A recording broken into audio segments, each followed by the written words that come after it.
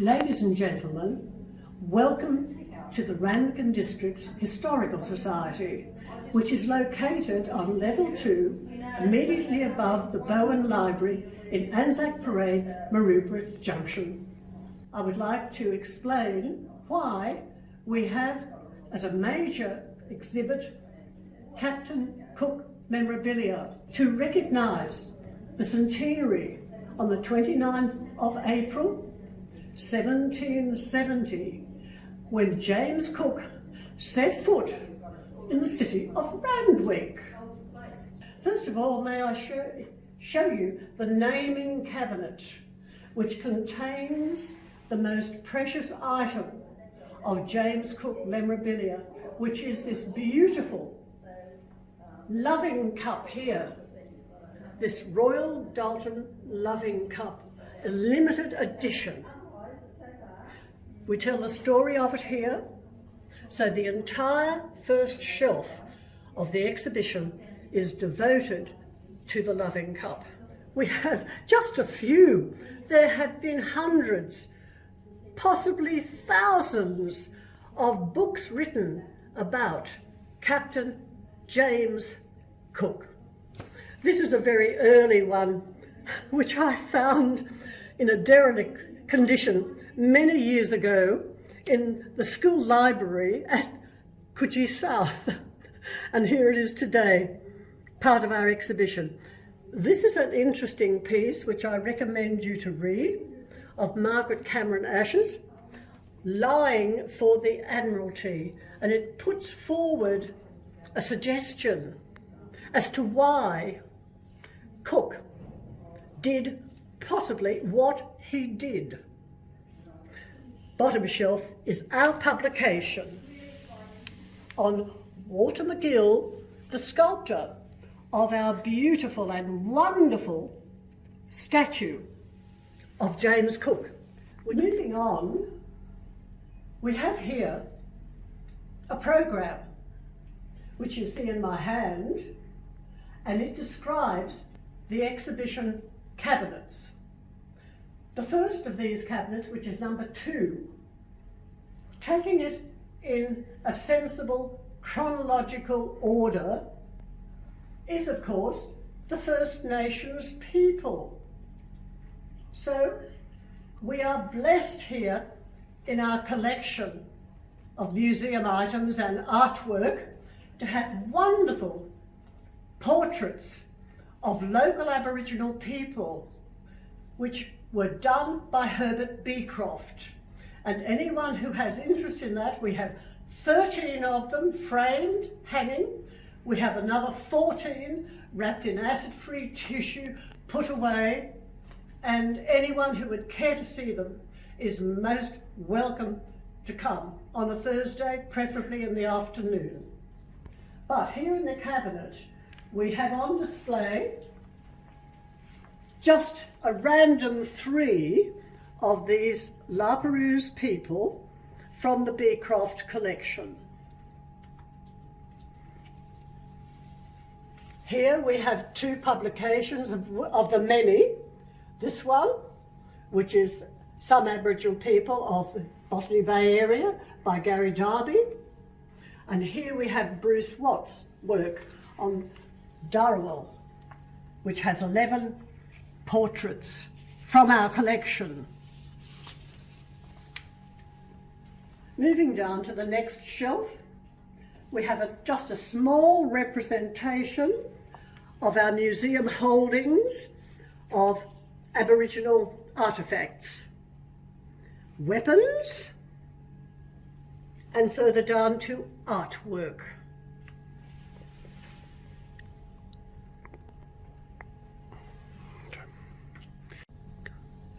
James Cook took 7 days, I believe, sailing up from Point Hicks down south, where he first saw the eastern coast of Australia, but not knowing what it was.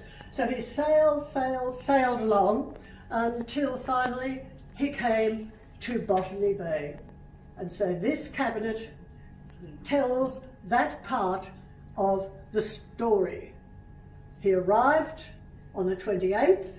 Here I have copies of letters. This one is signed by James Cook, but it's written to the Lord of the Admiralty, Sydney. We have all sorts of memorabilia here, also mentioning Solander, Cook, and I thought Tupaya, but never mind, he's over there. And down here we have the early sailors who touched the west coast of Australia. But this is Cook on the east coast. Moving on, we have early charts of the Pacific, as it was known up until this time. Here we have Cook's chart of Tahiti. Why was he in the Pacific?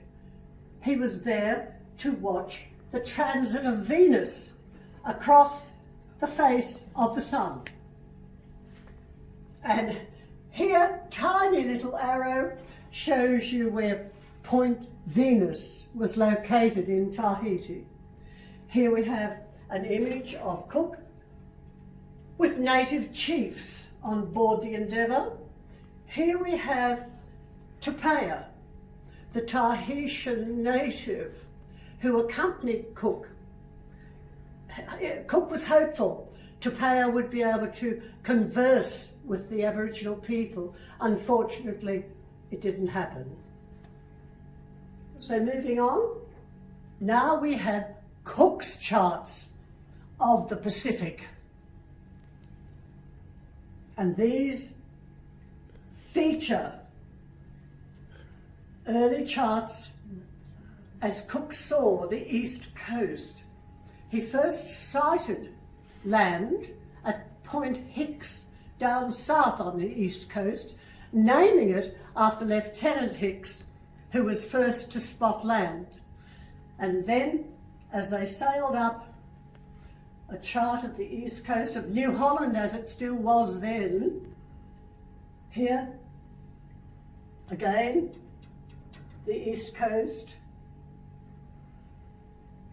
Here, again, the east coast of New Holland. Here, he then sailed, his landfall was Botany Bay.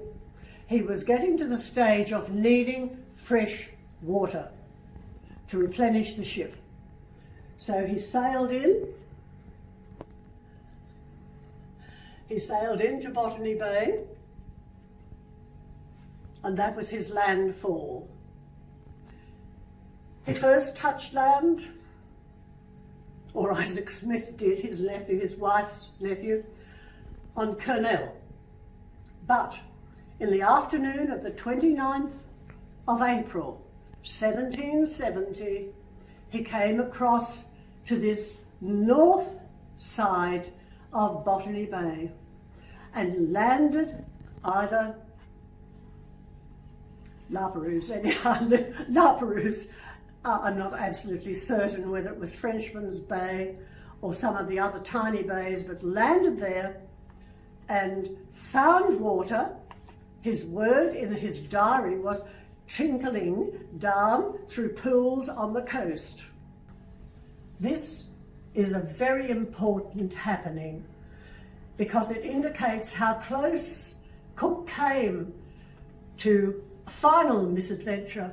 However, because someone in the crew had been aboard a ship that had previously been subject to fothering after he had this misadventure on the Great Barrier Reef up towards Cooktown, he knew how to bandage the Endeavour to sail it in safety onto land for repairs. So here we feature plan of the ship, here we feature the Great Barrier Reef, and here we feature the ingredients that enabled him to save the ship by fothering, which was the length of old canvas attached to an old sail by sheep manure, and the ship actually floated free with the lump of coral which I represent here with a tiny little piece at the back, with a lump of coral, actually broke away and came away with the ship. So he was able to beach the ship. Here we have illustrations of that in the mouth of the Endeavour River at Cooktown. And so the ship was saved.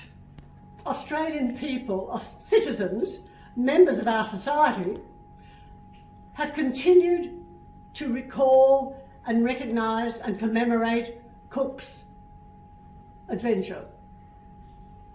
And these plates, these memorial type plates here on the top shelf, belong to members of our society who've kindly lent them to us because they were produced at the time of Cook's centenary in 1970. Now, last year, we have Cook's Sestercentenary, 250 years. On the second shelf, I took myself to Whitby in the UK last year so that I could visit Cook's museum. And these items come from that museum. Here we have pieces of memorabilia from 1970 that indicate how the Historical Society commemorated Cook's centenary at that time, 200 years. The bottom here, we have various pieces of Cook memorabilia, and at the bottom, publications, of which, as I said previously, at Cabinet 1, there are hundreds of publications to do with Captain James Cook's life. Ladies and gentlemen, this concludes our James Cook exhibition for the Sestercentenary of his journey to Botany Bay. Thank you for watching, and may I issue an invitation to you to please come to our rooms on a Thursday afternoon after 1:30, and I'd be delighted to give you a personal tour. Thank you.